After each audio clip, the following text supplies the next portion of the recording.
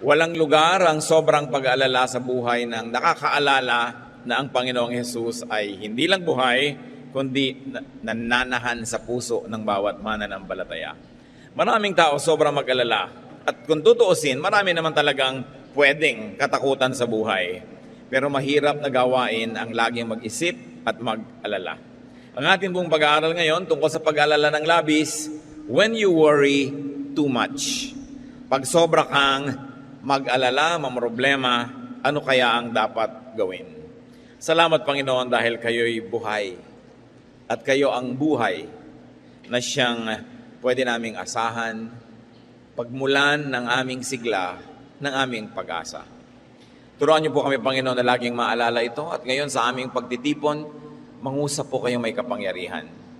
Pauwiin niyo po ang aming mga pangamba, mga alalahanin. Patawarin niyo po kami sa aming mga kasalanan at linisin niyo kami sa aming mga karumihan.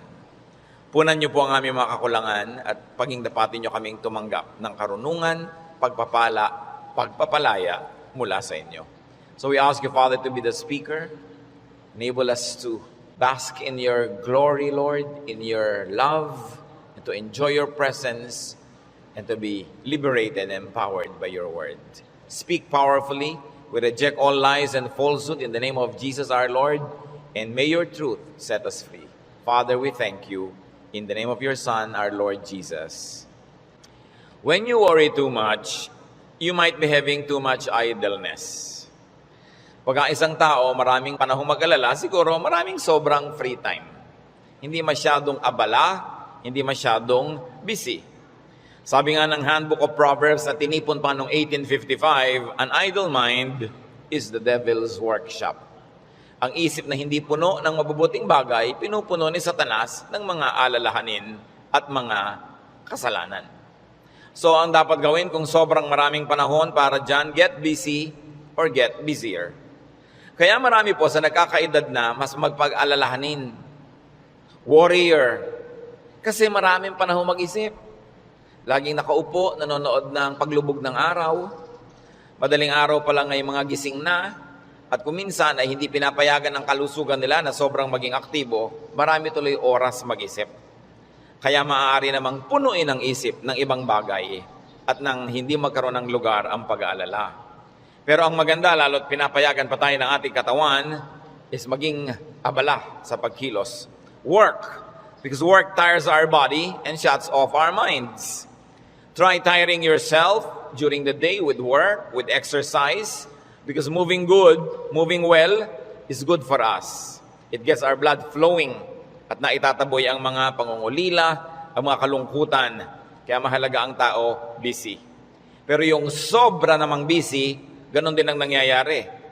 Because too much preoccupation can backfire. Sabi nga na, many fears are born of fatigue. Pag ang isang tao ay sobra-sobra din namang pagod, ang isip niya nagkakaroon din ng mga kalungkutan at alalahanin.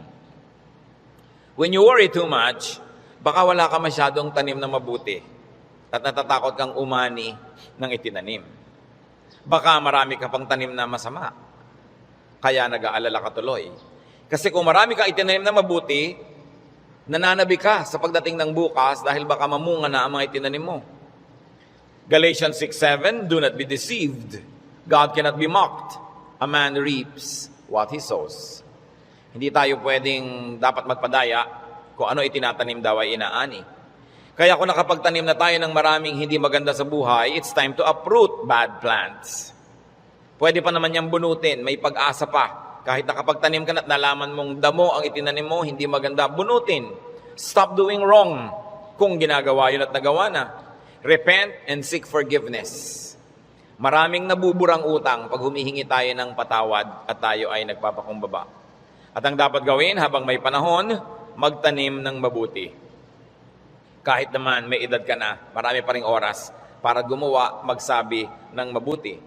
Ang old age nga, ang pinakamagandang panahon para ituwid ang mga liko, itama ang mga mali, at tapunan ng liwanag ang mga madidilim na bahagi ng ating nakaraan. When you worry too much, baka kulang sa pananalig. Perhaps you're lacking in faith. Sa Matthew 8:24-26, Without warning, a furious storm came up on the lake so that the waves swept over the boat. But Jesus was sleeping. The disciples went and woke him, saying, "Lord, save us. We're going to drown." He replied, "You of little faith, why are you so afraid?" Then he got up and rebuked the winds and the waves, and it was completely calm. Well, actually, rational naman at valid yung fear nila dahil malakas ang bagyo, sinasalanta ng bagyo at ng mga waves at mga alon at hangin yung kanilang sasakyang pangdagat. Hindi naman imposibleng matakot ka nun at hindi naman yun unreasonable. Pero nakita natin yung statement ng Panginoong Hesus dito. He equated fear with lack of faith. Kaya pag marami tayong mga takot at kinakatakutan, ang dapat nating siyasatin yung ating pananalig. We should check our faith. The more faith we have, the less fears. The more fears, it means the less faith. Sabi nga, faith is the assurance of things hoped for, the evidence of things not seen. And if you're assured and you have evidence of God's goodness through faith, you will be much, much less prone to worry. Kaya si Pedro, nung pinalakad ng Panginoon sa tubig, nung siya'y nag-alala, natakot, siya'y lumubog. Matthew 14:29-31, "Come," he said. Then Peter got out of the boat, walked on the water, and came toward Jesus. But when he saw the wind, he was afraid, and beginning to sink, cried out, "Lord, save me." Immediately Jesus reached out his hand and caught him. "You of little faith, why did you doubt?" In both cases, yung lulubog na bangka at lulubog na Pedro, pareho silang sumigaw, "Lord, iligtas niyo po ako," o "iligtas niyo kami," at sila naman ay sinagip ng Panginoon at muling napanatag. So nakikita natin, pwedeng mangyari na mag-alala tayo, pwede tayong malibang na manghina ang pananalig, pero pag nararamdaman na natin yun, na tayo ay tinatalo na ng takot, magpaligtas kay Jesus, manalangin, tumawag, dahil yung example, nakita natin, ang tumatawag sa Panginoon, sinasagip niya. Kaya kung minsan nakakalimot tayong manalig, nakikita mong ninenervyos ka na pala, takot na ang naghahari sa iyong buhay, pangamba, anxiety, even panic, remember Jesus and call upon Him. Siyempre, nakakapanik yung lumulubog ka sa tubig.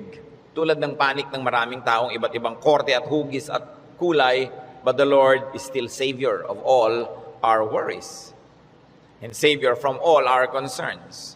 When you worry too much and you think that your faith is a problem, then ask for more faith. Humingi. Kuminsan ang ating mga panalangin parang grocery list, shopping list, hingi nito, hingi nun. Maganda idagdag dyan yung bagay na hindi material.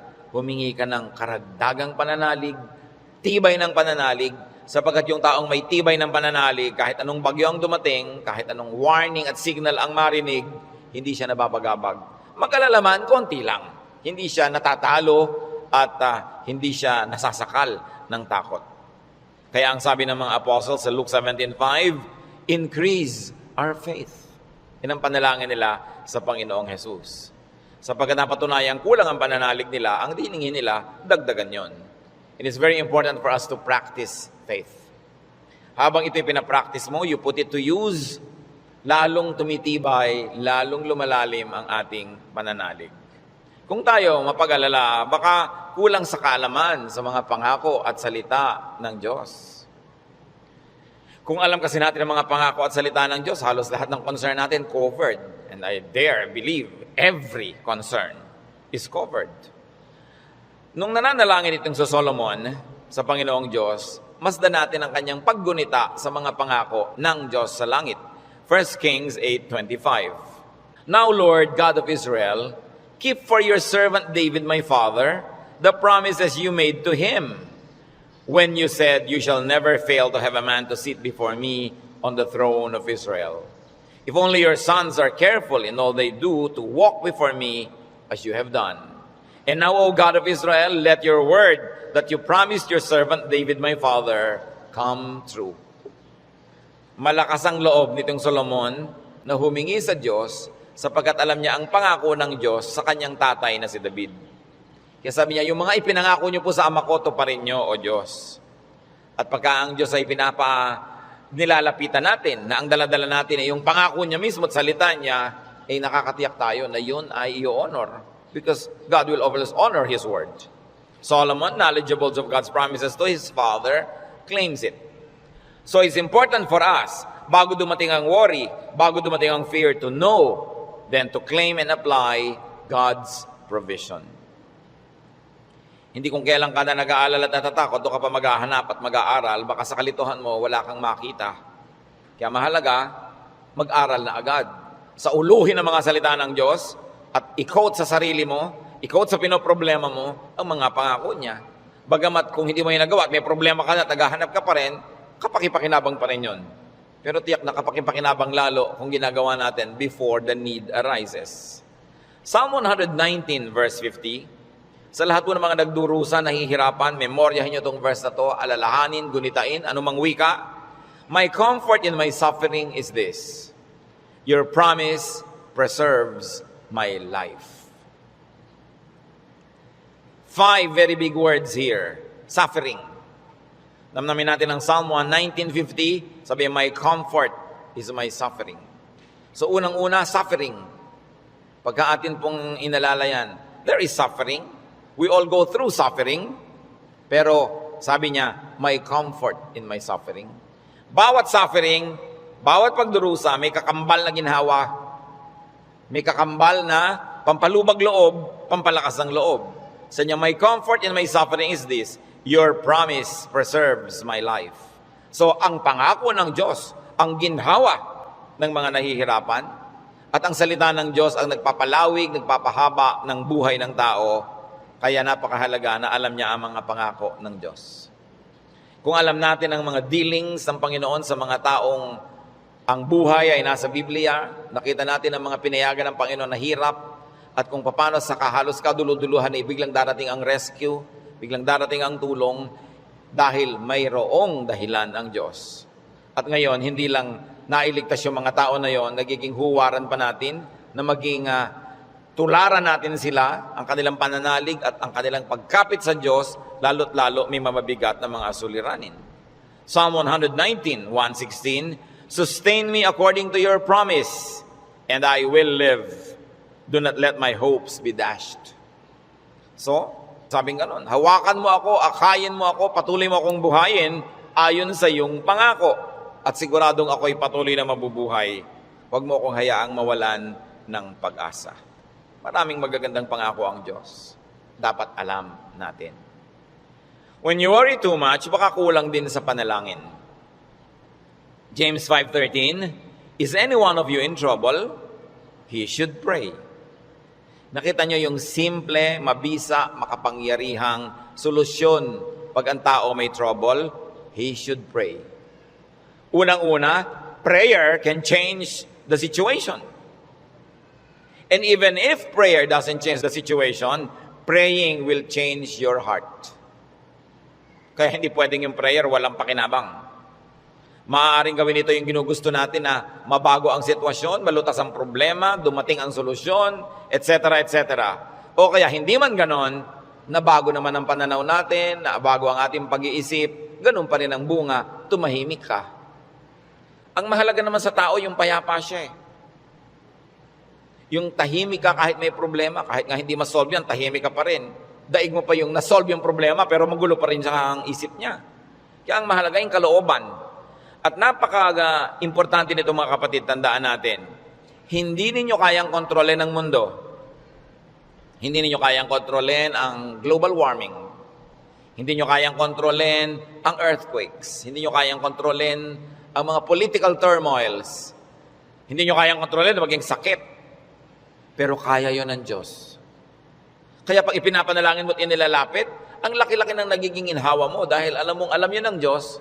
At kung gusto niyang baguhin yon, sinong makakapigil sa Kanya?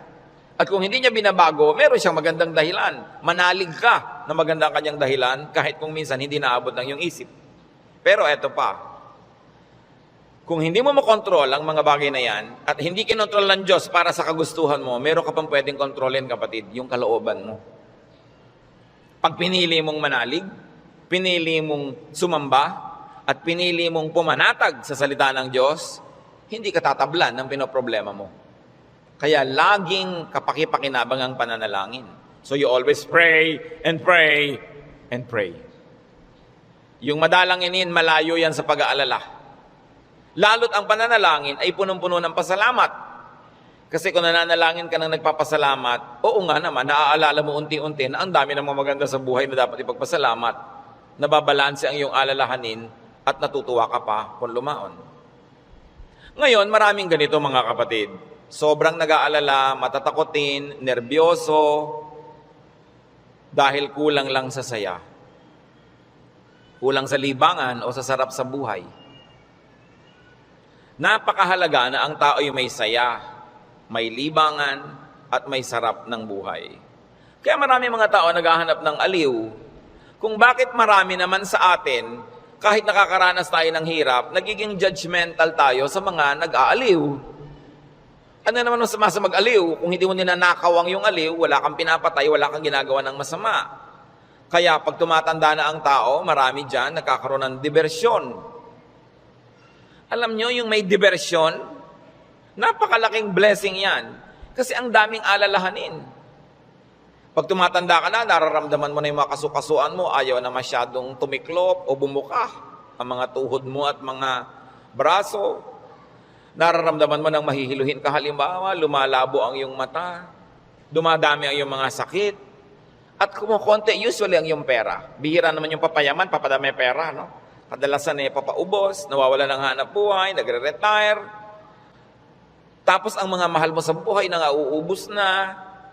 Ang lahat ng mga tiya mo, magulang, ubos na, parang yung kayo na lang na magkakapatid ang next in line. No? Dati may mga matatanda kang tinitingnan, pinagmamanuhan. Ngayon, wala na, ikaw na lang lagi ang pinagmamanuhan. So inisip mo, ako na kaya next. Yung lampas ka na sa alas 12 tanghali ng buhay, yung mga nasa alas 3, alas 4:30 ka na, alam mo yun na malapit na akong humarap sa mga katotohanan. Alam niyo yung mga ganon, sobrang magbigay ng alalahanin. At hindi naiintindihan nyo ng mga tao na hindi pa nakakaranas noon. Kaya marami sa ganong edad, mga past 50, kung kailan pa nagkaroon ng ganong edad, machichismis pa, ang bata-bata naman ng boyfriend ni Kumare. Kung biyuda naman siya, ano? Di ba?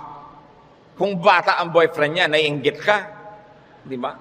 Ang bata-bata naman ng girlfriend ni ganon, kung biyudo naman siya o wala naman siyang asawa, ano naman ngayon? If there are 2 less lonely people in the world.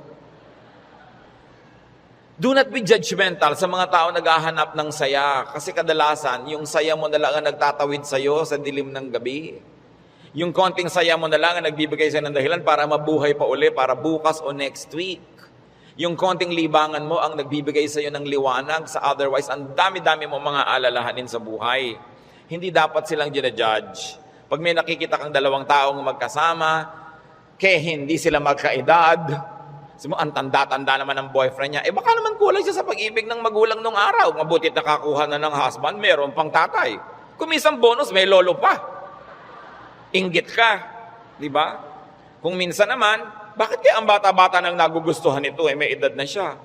Kung puro kapwa matanda niya ang nakikita, ang pinag-uusapan laging arthritis, blood pressure, blood sugar, mga katarata, glaucoma, nakaka-depress. Kaya kung minsan masarap kasama yung bata na walang iniisip ng mga alalahanin, puro happening at gimmick ang naiisip, nalilimutan mo mga problema mo. At yung problemang hindi nasosolve, malaking bagay kung nalilimutan man lang kahit sandali. Because you keep your sanity and you keep your cheerfulness. Mga kapatid, huwag kayong killjoy sa mga taong humahanap ng ligaya kasi hindi nyo naman papaligayahin . Halimbawa, yung nanay nyong byuda, may boyfriend. Mano, byuda naman. Bakit sasamahan mo ba siya pag gusto niyang manood ng TV? Sasamahan mo ba siyang manood ng sunset? Hindi rin naman, busy ka rin sa sarili mong asawa at mga anak. Tapos pinagkakaitan mo yung nanay mo, yung tatay mo ng kaligayahan. Ang mga tao kasi maraming dala, maraming problema. Matuwa tayo pag nakakakita sila ng konting itinatawid sila sa ganong mga hirap. Pasalamat ka na hindi na nga ikaw ang magtatawid at hindi na ikaw yung kailangang laging nandoon. People have needs. Kaya kailangang maging maunawain. Kaya kung marami tayong mga alalahanin, baka kulang ka lang sa entertainment. Hindi naman masama yung entertainment basta wala kang binibreak na law of God. Kumisa kasi yung mga relihiyoso kung bakit galit na galit sa mga tao. Hoy, alam mo, Christian na Christian si nakita ko siyang nagbingo. Kung lumigaya ba siya, hindi naman ninakaw sa iyo yung pantaya. No? So, marami magtatanong niya sa akin and marami will feel uncomfortable. But, lalo yung mga may edad na nating mga nanay, mga tatay, kung ikaliligaya nila, diba? Kakausapin mo ba yan sa haba ng mga kwento? Hindi naman lagi. Basta't walang nananakawan at hindi ka naman naghahangad, gusto mo lang malibang. Kung gusto ng Panginoon, tayo ay magkaroon ng buhay na masaya. Si Elijah, propetang-propeta, natalo ng lungkot, gusto tuloy mamatay. 1 Kings 19:3-5. Elijah was afraid and ran for his life. When he came to Beersheba in Judah, he left his servant there, while he himself went a day's journey into the desert. He came to a broom tree, sat down under it, and prayed that he might die. I have had enough, Lord, he said. Take my life. I am no better than my ancestors. Then he lay down under the tree and fell asleep. Nakita niyo ang problema niya, natatakot siya, nagtatakbo siya, napagod, tapos iniwan pa niya yung assistant niyang lalaki, nag-isa siya maghapon, magdamag, sobrang nalungkot, na-depressed tuloy, pinaghahalo-halong gutom, pagod, gusto tuloy mamatay. Pero nung ginising ng anghel, pinakain, pinainom, pinatulog uli, ginising, pinakain, pinainom, pinatulog uli. Sumaya na naman, tuloy na naman ang ministry niya. Mahalaga, nakakatawid ka sa difficult days. Ecclesiastes 2:24, a man can do nothing better than to eat and drink and find satisfaction in his work. This too I see is from the hand of God. Nakita nyo, mapaka-halaga kay Solomon i-emphasize na sabi niya, yung pagkain, pag-inom, pagsasaya, galing din yan sa Diyos. Bakit niya idinidiin? Kasi akala ng iba, ang galing lang sa Diyos, tini, krus, pasakit, kalbaryo. Aming ganon. Kung kailangan danasin yon, danasin. Pero hindi laging ganon ang kalooban ng Panginoon. Gusto niya tayo na mag-enjoy. At sinabi, to find satisfaction in all His work. Not in somebody else's work, not in somebody else's fruits, but in someone's work. In other words, kung nasan ka ko, anong ginagawa mo, doon ka umimbento ng saya. Doon ka humanap ng ikaliligaya mo. Sapagkat yun ang doable, yun ang reachable. Ecclesiastes 3:13, that everyone may eat and drink and find satisfaction in all his toil. This is the gift of God. Gusto ng Diyos, pag kumakain ka, masaya ka. Umiinom ka, na-enjoy mo yung iniinom mo. May ginagawa ka, hindi ka nagdadabog, natutuwa ka sa ginagawa mo. Ang payo pa ni Solomon, Ecclesiastes 9:8, always be clothed in white and always anoint your head with oil. Baka naman bukas sa kaputi na kayo lahat. Yung puti kasi is associated with linen sa Israel at sa mga disyertong bansa tulad ng Egypt, kaya lahat ng mga nobles laging naka-white, naka-linen. Ibig sabihin kasi comfortable and beautiful. So ang sinasabi ni Solomon, be comfortable, have pleasure, and enjoy beauty, even in what you wear. Sa dami ng lungkot ng mundo, pag may konting saya na pwede mong kunin sa hangin, kunin mo. Pag may konting kaligayahan, kunin mo. Kasi maraming kalungkutan na hindi mo pwedeng iwasan. Mabuti na yung marami kang deposit sa alkansya ng saya, para pag may panahon ng pagdurusa, may madukot kang saya, pampalakas sa mga araw na malungkot ka. Kaya kung may pagkakataong sumaya, magpakasaya ka. May pagkakataong gandahan ng environment, gandahan mo kasi kung minsan napipilitan kang tumingin sa hindi maganda. Meron kang pagkakataong guminhawa, paginhawahin mo. Kasi maraming beses hindi ka maginhawa at wala kang magagawa tungkol doon. So buti na yung marami kang pabaon sa sarili mo na saya, tawa, kagandahan, para pagka panahon ng tagsalat, meron kang panggagalingan ng lakas. Surround yourself with what is beautiful and pleasurable and comfortable. Sabi nga ni Balagtas, sapagkat ang mundo'y bayan ng hinagpis, mamamaya'y sukat tibayan ang dibdib. At ang isa sa mga pagpapatibay niyan, whenever you can be happy, be happy. So that when sadness that cannot be avoided comes, then you are well equipped because yung balance mo, kahit ma-withdrawhan ng lungkot, yung sayang nakatago, ang balance mo, marami pa rin sayang natira. Kaya ministry natin, mga kapatid, na magpasaya rin sa isa't isa. Hindi magpalungkot. Hindi may nagsasaya, maiinis ka. May nagkakakanta ng I did it my way, babarilin mo. No? Hayaan mo siya magkakanta. Alam mo ba kung anong problema niya sa buhay? Baka kailangan niyang kidney transplant. Baka yung asawa niya may cancer. Baka ang mga anak niya walang pangmatrikula. at gusto na niyang tumalon sa ilog na walang tubig dahil El Nino. Kaya ang laki ng problema, tatalo ka sa ilog, di ka malulunod. So malaking problema yun. So kumanta na lang siya ng I Did It My Way kahit wala sa tono, babarilin mo pa. Surviving na nga yung tao. Marami sa atin, they're just trying to survive. Kung minsan nagdadamit ng akala mo payaso o Santa Claus o snowman, hindi mo siya maintindihan. Pero kung nagpapaligaya ba sa kanya, hindi naman ninakaw sa iyo yung suot niya, anong paki mo? Hayaan mo siya, masaya siya. Hindi natin dapat ginadjudge yung kapwa according to our standard. Ako, hindi ko isusuot yan. Siguro, kontento ka sa buhay mo ngayon, masaya ka. Iba kami hinahanap siyang ligaya na hindi mo naman ibibigay. Ano ngayon kung gano'n ang suot niya? Mahalaga sa spiritualidad, ang tunay na spiritualidad, ang bunga niyan mga kapatid, kabaitan sa kapwa. Kung hindi ka mabait, kahit sa ulo mo yung buong Biblia, sayang lang. Para ano? When you worry too much, baka sobra ka ng pakikinig sa balita. Bad news. Yung makinig sa balita, manood ng primetime TV, garantisado, lulungkot ka. Kung hindi ka man mawala ng ganang kumain dahil oras ng hapunan. Babae, tinadtad, sinigan, inilagay sa drum, nilagyan ng semento, hinulog sa dagat. Gusto niyo bang panghimagas yan sa inyong paghahapunan? O kaya appetizer, kung late kayo wala kayong mapapala kapapanood yan. Hindi niyo naman kailangan malaman. Nananakot lang para bumenta. Siyempre, because bad news is good news in journalism. Ibig sabihin, papansinin ng tao. Pag nagpapakinig ka sa mga El Nino, La Nina na yan, mga earthquake, takot ang aabutin mo. May magagawa ka ba dyan? Ikaw ba si Bernardo Carpio? Sige, pigilan mo ang paggalaw ng lupa para huwag lumindol. Kaya mo ba yan? So yan ang mga takot na hindi mo naman kailangang entertainin. Kasi wala ka naman magagawa tukol dyan. Kaya manalangin ka. Yan sabi, pray, pray, pray. Siyempre, marami pang nananakot ay padami na ng padami ang tao sa mundo. Actually, pag nag-aeroplano kayo, makikita nyo, ang dami pang lupang walang laman eh. Nagkakagulo lang yung mga tao sa mga bayan-bayan at crossing. Pero ang dami pang maluwag. Napakarami ka lang siksikan kasi because of the imbalance ng economy. Natatakot ang mga tao na mauubos na daw ang langis. Actually, mga daang taon pa yan bago maubos. At hindi pa nga nauubos, nakaka-imbento na ang tao ng mga bagong alternative sources of energy. Ang tao kasi fearfully and wonderfully made by God. We were made wonderfully. People will find a way as life finds a way. Sabi niyo ba, papangit na ang buhay? Hindi totoo yun. Tingnan nyo lang ang cellphone na hawak nyo o nasa bag nyo, malalaman nyo umasenso ang buhay. Nung araw, mayayaman lang ang mga may telepono. Yung halos gumapang ka sa lupa, kumatok, pwede po bang makitawag, Mrs. Cruz? Diba? Dahil sila lang ang may telepono, siya naman may rollers pa. Mamaya!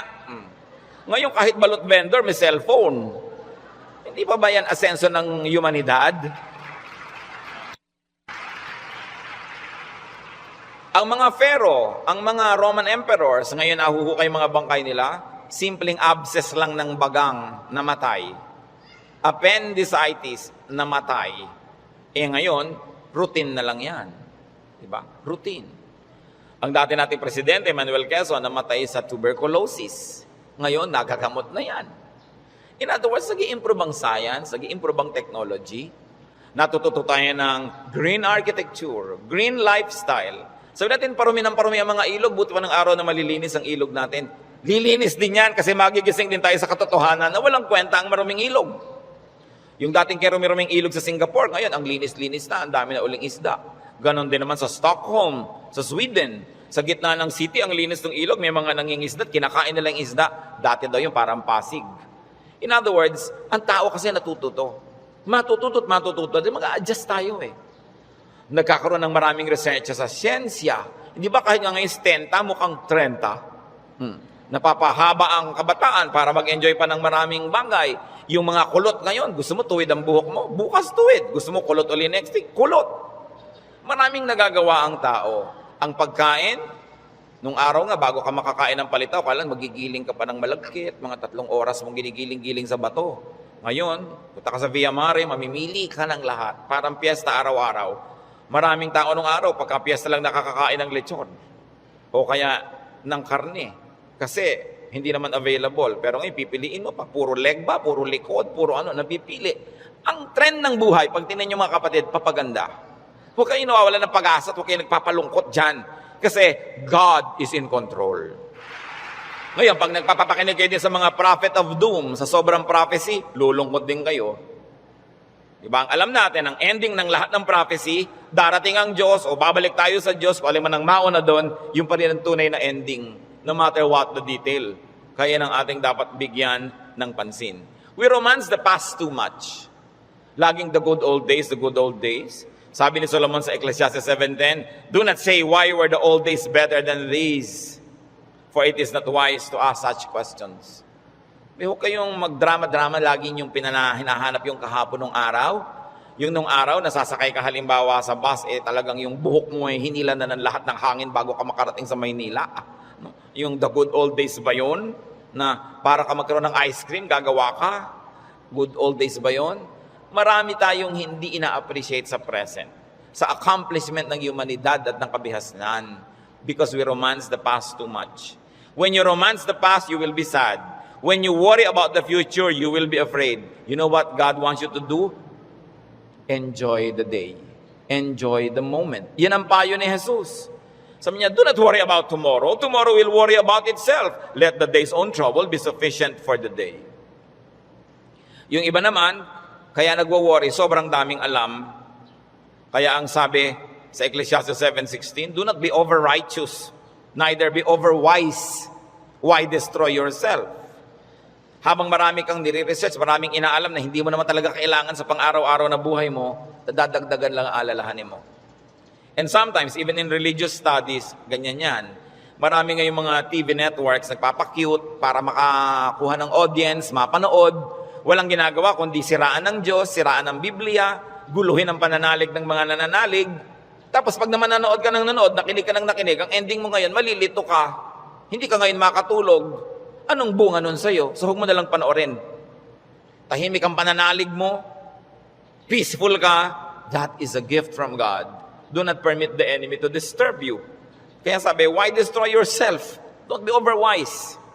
Alam niyo yung pagiging wise, it's a very difficult and a very high calling. Kaya mga tinatawag ng Diyos na maging mga philosopher, maging mga prophets, maging mga mangangaral, mahirap yun. Kasi pag lumalalim, tumataas ang iyong alam, nagiging vulnerable ka to so many anxieties and fears. You become vulnerable to a lot of isolation and sadness. Kaya nga yung mga tinawag ng mga special people to be God's channels of blessing and wisdom to others and to the multitudes. That's why we privilege them with respect. We privilege them with a lot of things. Kasi ang pwede lang nating isukli sa ating mga propeta, sa ating mga mangangaral, sa ating mga philosophers, ang pwede lang nating isukli sa kanila, pagmamahal, pag-ibig, pagrespeto, kasi dinadanas nila ang maraming hindi na natin dinaranas. Sa kanila ibinubunyag ang mga malalalim, mahihiwaga at mahihirap na mga bagay para maipaliwanag nila sa mga ordinary mortals like you and me. Kaya mahirap yan. Marami sa mga propeta, marami sa mga great artists, marami sa mga great achievers, great thinkers are tormented by their spirits and in their spirits. Kasi they become sensitive to many things. Kaya napakasarap ng buhay ng mga taong regular lang. Kung minsan naiinggit ka doon sa sobrang dunong, sobrang galing, kaya mo bang buhatin ang bigat ng karunungan? Mahirap yon. Yung may ipabigay sa iyo ang Diyos, sasabihin ng Diyos, ipamigay mo na yan dyan sa mga tao, hindi siya madali. Kaya kung minsan may eccentric behavior, no? Yung mga great artists na hindi nauunawa ng mga karaniwan tao. Basta tayo mga kapatid may hindi nauunawa, huwag nyo i-judge. Sikapin nyo unawain, at kung hindi nyo man lang maunawaan, at least leave it alone. Huwag nyo siraan, huwag nyo pintasan, kasi hindi nyo alam. At pasalamat kayo, hindi kayo yun. Ngayon, we avoid extremes. Because extreme behavior and extreme thinking also leads to a lot of worry. Ecclesiastes 7:18, the man who fears God will avoid all extremes. Gumigitna ka lang, bumabalansi ka lang, para tahimik ang buhay mo. Ecclesiastes 12:12, be warned, my son, of making many books there is no end, and much study wearies the body. Lalo ngayon, ang daming choices. Nung araw, 3 lang ang channel sa TV. Ngayon, daan-daan ang channel. Ang dami mong choice. Kaya wala ka ng mabuong programa. Marami ka kasing choice. Nung araw, pagkahapon, basta mga aninong gumagalaw, yun lang ang mapapanood mo. Mga lumang pelikula. Wala ka ng maraming choice. Kuminsan, tahimik pa yun eh. Umorder ka sa restaurant ng tea. Nung araw, pag umorder ka ng tsa, etong tsa. Ano pong tea? Ang daming tea. Alam niyo, mamahit 100 yung papapiliin sa inong waitress. Pagkatapos papapiliin ka pa kung hot o cold.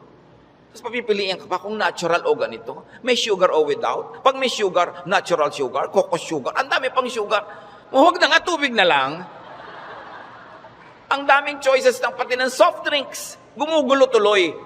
Bakit natin ito binabanggit? Mga kapatid, kung tahimik na ang inyong kalooban sa pananalig niyo sa Panginoon, huwag niyo nang guluhin ng kung ano-ano pa mga ideya. Walang mapapala. Ang kaluluwang palipat-lipat, papalit-palit. Sabi ni Solomon, tigilan niyo na yung kababasa sobra. Sabi ko noon, mapapagod ka lang, matutuyo ang iyong lakas. Sabi ko noon, hindi matatapos yan. Ang ending din naman, haharap ka sa Diyos eh. Kaya kung tahimik ka na, payapa, huwag ka nang pagulo pa. That's why prophets and philosophers and thinkers and teachers are burdened. And the only thing we can give them is to privilege them with respect.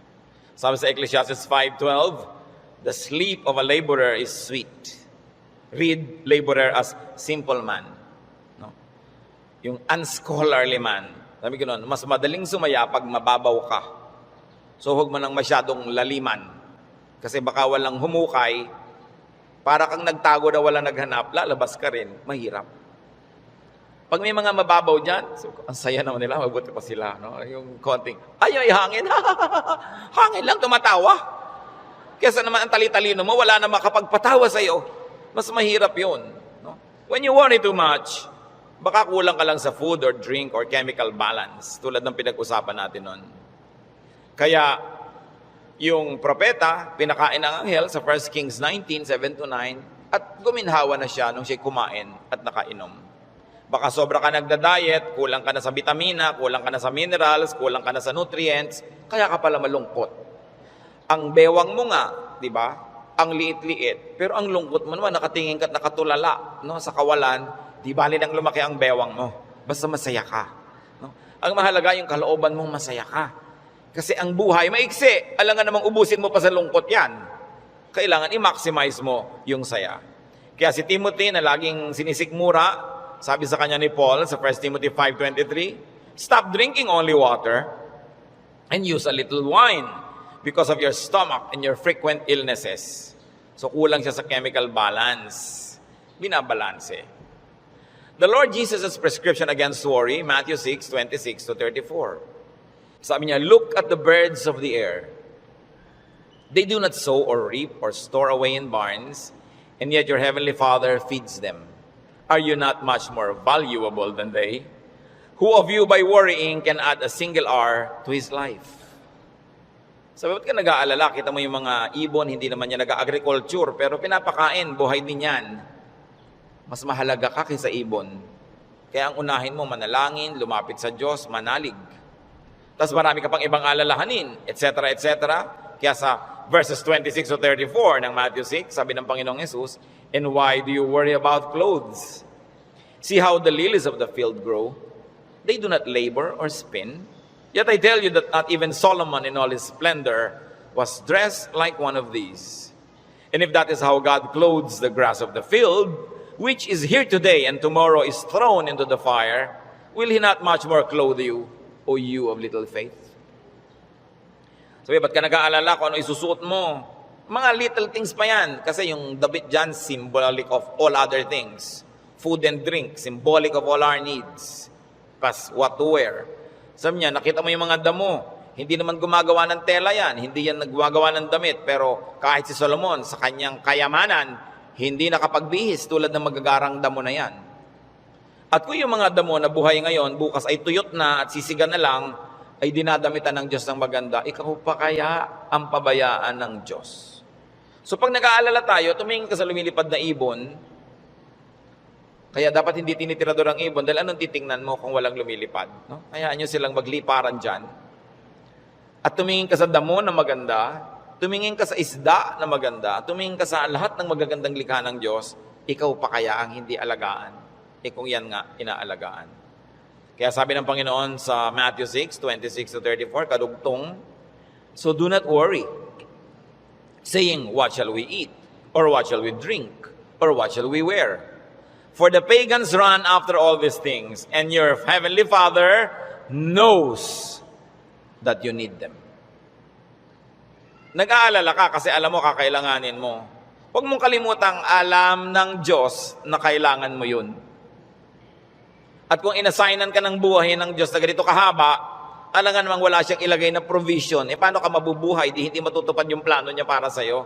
Kaya pakakainin ka niya. Bubuhayin ka niya. Maaaring hindi siya laging gumawa ng himala, pero itinanim niya sa iyong isip, sa iyong puso, sa iyong naturalesa, na bubuhayin mo ang iyong sarili kahit anong mangyari. Life finds a way. Kaya yung mga nagbebenta ng life insurance, pag tinanong mo, ba't po kayo nag-i-insure ng mga tao, paano kung mamatay lahat yan? Sasabihin nila, hindi. Kasi ang tao talagang kahit anong mangyari, pananatilihin niya ang sarili niyang buhay. Kaya yun ang kakampi ng insurance company, yung pag-ibig ng tao sa buhay, nabubuhayin niya ang sarili niya. Ikaw ba halimbawa, pag may insurance ka, napapalitan ng paa mong naputol, puputulin mo nga para mapalitan. Hindi, di ba? Hindi ko may insurance ka, gagawin mo yun. Kasi mahal mo yung katawan mo, mahal mo yung buhay mo. Itinakda yun ng Diyos. Kaya mananatili ang tao under His care. It is natural to us. So why worry about global warming? Luma na yun. El Nino or La Nina or earthquakes, lalong luma na yun. No?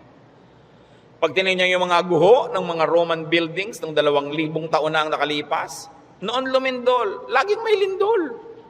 Lagi. Buhay pa rin ang buong humanidad. No? May mga nasasalanta, pero marami pa rin nanatiling buhay. At as we always say, earthquakes don't kill, but bad buildings do. Kaya nga nagkakaroon ng kapabayaan yung mga tao. Kumisan, mapahamak tuloy. Yung mga earthquake na yan, noon pa yan, unang panahon pa. Hindi na yan bago. Sabi sa Ecclesiastes 1:9-10, "What has been, will be again. And what has been done, will be done again. There is nothing new under the sun." Alam na yan ng Diyos. Nagkaroon lang kasi ng pangalan niyang El Nino kaya naging warriors tayo. Nung araw pa sinaunang panahon, hindi umuulan, yung mga tao magpoprosesyon sa mga bukid para umulan. Nangyayari na nun. Pero may bukid pa rin, may tao pa rin, dumadami pa nga. Is there anything of which one can say, "Look, there is something new"? It was here already, long ago. It was here before our time. And if it was here before our time, then it was God designed, God ordained. It is in accordance with God's will. And if God promises that He will take care of you, and He knows the natural things that will happen, God knows how to take care of His people. Yun ang dapat nating panghawakan. Hindi ka padala sa takot, sa mga sensational news. Kapatid, kung ano man ang pinoproblema mo, nandyan na yan, matagal na. Inilagay yan dyan ng Diyos. O kung hindi man, pinayagan niyang malagay yan dyan, alam niya. At kung alam ng Diyos, pwede ka magtiwala. Huwag mong problemahin. Listen, church. Ang problema, nagiging problema kasi pinoproblema. Pag hindi mo pinroblema, di hindi problema. Kaya 2 tao, 2 ina, yung isa yung anak, wala pa, 2:00 na ng umaga, balisang-balisa, hindi makatulog. Yung isang ina naman, tulog na tulog. Parehong wala yung anak nila. Yung isa kasi pinoproblema niya, yung isa hindi. So, malaki na yun, alam na niya umuwi. Lalong-lalo kung may pangatlo pa na hindi naman problema, sabi niya, ipinanalangin ko na sa Lord. Wala ako sa kinakalagyan ng anak ko ngayon, pero nandun ang Diyos, so binilin ko na. In fact, mas mahal naman ng Diyos yung anak ko kaysa mahal ko yung anak ko. So magtitiwala ako at matutulog ako dahil anong mapapala kung gising ako dito? So iba-ibang attitude, pare-parehong sitwasyon. Your attitude will shape your lifestyle. No? Ganon yun. Kung minsan, merong mga asawa na hindi na halos pansinin ng asawa nila, laging wala. Merong mga nag-aalala, bakit siya laging wala, etc. etc. Meron mga, salamat, wala siya. Marami akong magagawa ngayon, walang abala. Nasa sayo yan, kung anong gagawin mo sa buhay mo. Pero hanggang hindi mo pinoproblema ang isang bagay, hindi yun problema. Ngayon, iniisip mo, ano kaya? Pastor, ano magagangyari po pag natunaw lahat ng mga yelo sa North Pole? Lumayas ka sa harap ko, hindi ko alam. Bakit mo ipapaproblema sa akin ng mga yelo sa North Pole? Di ba? Ba't natin po problemahin yan? Magdasal ka, kahit alam ko na kasi lumubog ang buong mundo eh. Gusto ng Lord na lumutang sila Noah, lumutang. Di lumapit ka sa Diyos para kahit lumubog, lumutang ka. Bakit mo paproblemahin yung buong yelo, buong Antarctica? Ang saya-saya ng buhay ko dito, bibigyan mo ako ng problema? Ano po kaya't naglilindol? Kaya ba natin pigilin kahit anong gawin natin dito? Diba? But of course, there are practical things you can do to minimize risk and danger. But you can only do so much. Kaya nga may Diyos Para yung hindi mo kaya, ipasa Diyos mo. Magtiwala ka at mag-enjoy ka ng buhay. Gumawa ka ng mabuti. Kaya tayo gusto ng Diyos na pumanatag, tumahimik, para sa kapanatagan at katahimikan, ma-inspire kang gumawa ng mabuti. Hindi lang para magpasasa sa sarap. Your stability in life, your wealth, your security, your health, should not only be used for your personal enjoyment. It must become the springboard for much nobler missions in life. Na kumbaga, wala ka ng need, so pwede ka na magbigay. Malakas ka naman, pwede kang tumulong. Tahimik ang loob mo, pwede kang umakay, umunawa sa mga magugulo ang loob. Kaya gusto nating pumanatag, umayos, hindi lang para magpasarap. Para magawa natin yung misyon na ibinibigay sa atin ng Diyos na maging blessing tayo sa ating mga kapwa-tao. So, brothers and sisters, think about the things you worry about. It's your decision if you like to turn them into problems. Pag pinroblematize mo. Maraming mga tanong pa, mga doktrina na hindi natin alam. Ano po kaya ang itsura natin sa langit? Hindi natin alam. Ang problemahin mo, mapasama ka doon. At alam natin yan, manalig ka sa Panginoon, humingi ka ng tawad para sa iyong mga kasalanan, tanggapin mo si Jesus sa Panginoon tagapagligtas, at siya na ang may problema sa mga detalye. Bakit mo pinoproblema? Kahit naman tayo magtalo, mapuyat, hindi natin masasagot. Ipa sa Diyos ang mga bagay. Ito ang isa sa mga pinakamalalalim na regalo ng Diyos sa atin sa pananalig. Nagkakaroon ka ng kapayapaan. Nagkakaroon ka ng katahimikan. Matthew 6:26-34, karagdagan. Sabi ng Panginoon, sa halip ng mga problema kayo, seek first His kingdom and His righteousness, and all these things will be given to you as well. Therefore, do not worry about tomorrow, for tomorrow will worry about itself. Each day has enough trouble of its own. Huwag laging alalahanin ang nakaraan, nakakalungkot. Kaya pag kami mga medyo senior ladies magpa-party, tapos ini-invite ako, baka ang tugtog nyo, puro 60s and 70s, ayokong pumunta. Puro na lang tayo nung high school natin, nung ganyan. Wala na ba tayong future? Puro past na lang ang pinag-uusapan? Kaya kung minsan nakakatamad na rin umaten ng mga high school reunion, walang pinag-uusapan ko din nakaraan.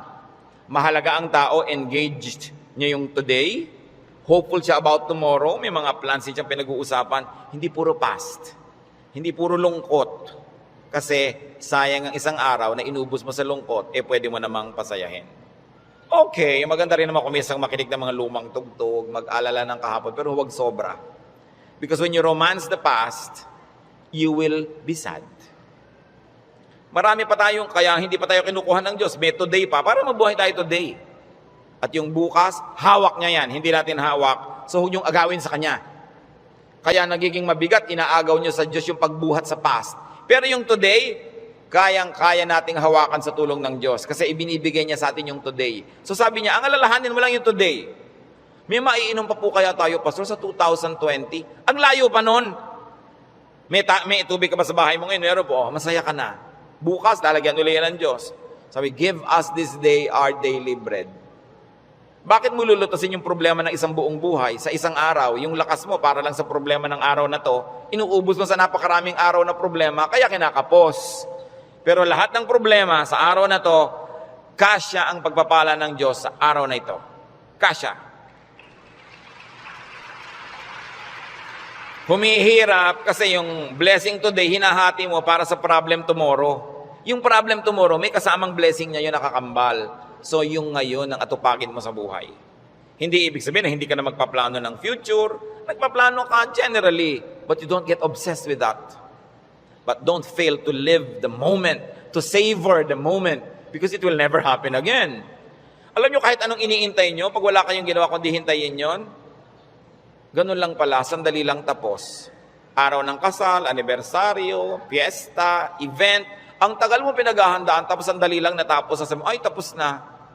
Marami kasi, nahihirapan silang ihanda yung darating pa, Pero pag nangyayari na, they are too busy trying to be perfect, hindi nila na-enjoy. Tapos na. Wala na, lugi na sila. So enjoy the moment. Pag kami ikinakasal ako, may ibinubulong akong gano'n. Minsan may tinatanong sa akin, ano po yung ibinulong nyo, Pastor? May mga pakialamera kasi pati ibinulong mo, tinatanong. Sabi ko, wala. Sinabi ko lang, pagkakainan na, kumain kayong mabuti. Huwag kayong mag-entertain ng mga bisita. Tayo kayo ng tayo. Kasi this is your first meal together as husband and wife. Enjoy it. Stop being warriors and perfect hosts. Enjoy your meal. Ito yung meal, enjoyin ko. O, debut mo ngayon, enjoyin mo. Huwag mo nang isipin na kung anong bagay. Kasi mamaya, tapos na yan eh. Dapat ine-enjoy. Pag pangbukas, malayo pa. Do not worry.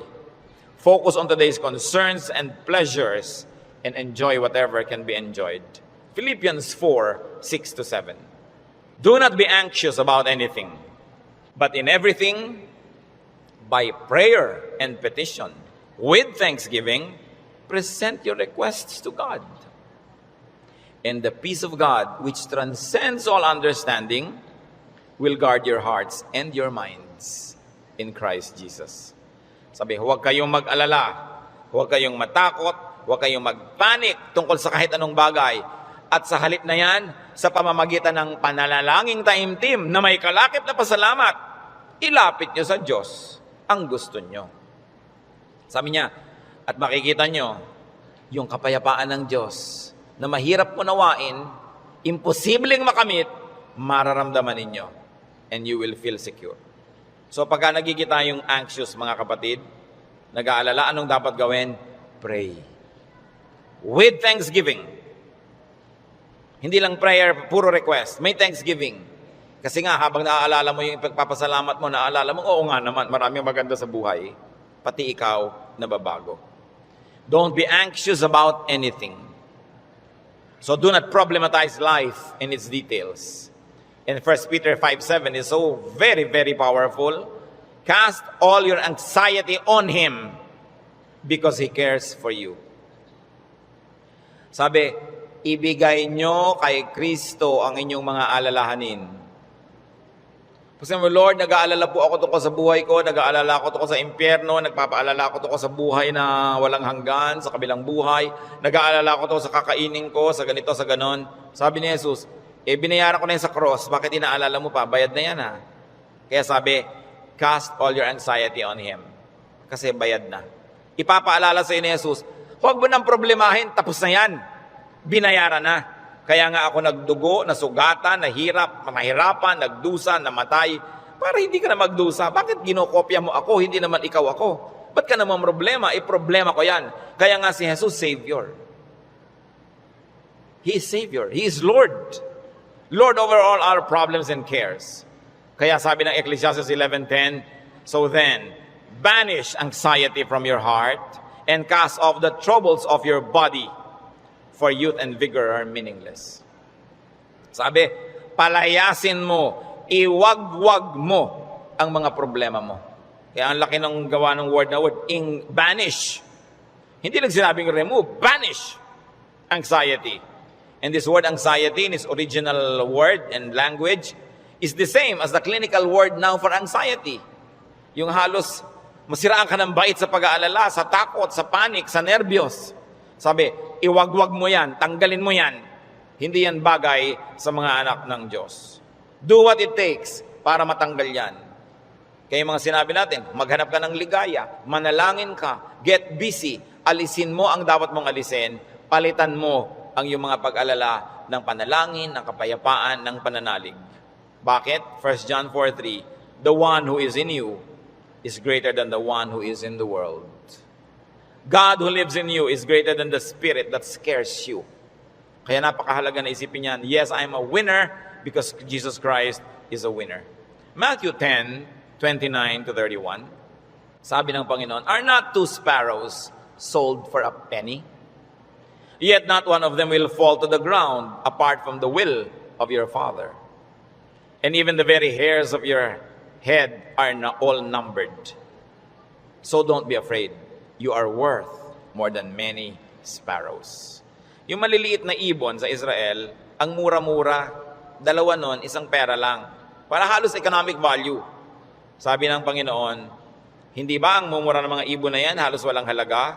Pero wala ni isa sa mga yan ang namamatay nang hindi alam ng Diyos at hindi pinapayagan ng Diyos. Pati sila, pinapayagan muna ng Diyos na mamatay bago mamatay. Alam ng Diyos ang nangyayari sa kanila. Ikaw, sabing ganon, pati nga number ng buhok mo dyan sa anit mo, alam niya. Alam ng Diyos kung ilan nang nalaglag sa unan kagabi, sumama sa shower, ilan niya kung ilan tumutubo, alam niya kung ilan yung nalalagas. Ibig sabihin, ang pagkakaalam ng Diyos sa buhay natin, very updated and very detailed. Kaya sabi niya, huwag kang mag-alala. Higit kang mahalaga kaysa maliliit na ibon.